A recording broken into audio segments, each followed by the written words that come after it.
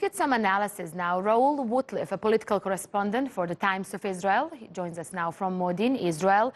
Thanks so much for joining us here at TRT World, Raoul. Now, what happens next? As Fatih was saying, in the next 21 days, Knesset needs to choose a new leader. Well, we now have a process whereby any Knesset member can recommend any of their colleagues to be the person to form a coalition and go on to be prime minister.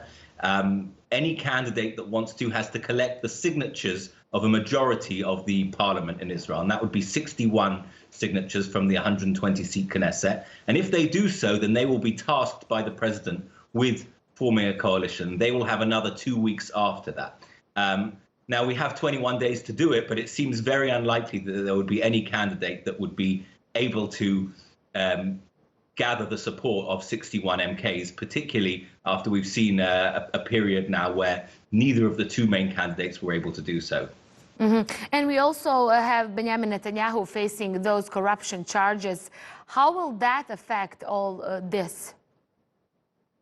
Well, we've seen sort of the political and the legal timeline intertwine over the past year during the last two elections, and now they're both really coming to a head.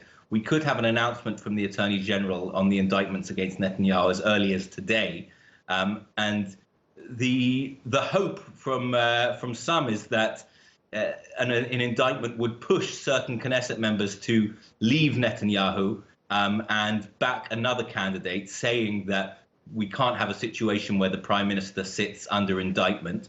But so far, his Likud bloc has been very strong in remaining close to him, not leaving him for anyone else. And so we may well see very little impact on the direct coalition negotiations at the moment of the indictments. And Raoul, what are the Israeli people have been saying? I mean, third elections, is this frustrating for them? It's a terribly frustrating situation for the people of Israel who could be facing an unprecedented third election within a year.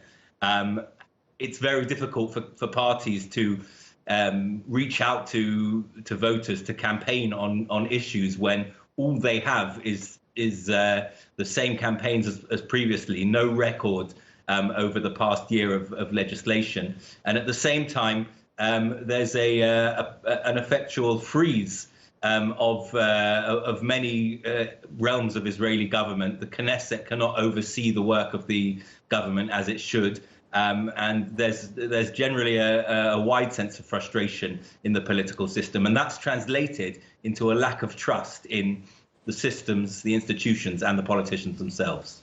Okay, we'll leave it there. Raoul Wootliff, thanks so much for that insight for us here at TRT World, live for us from Modi'in in Israel.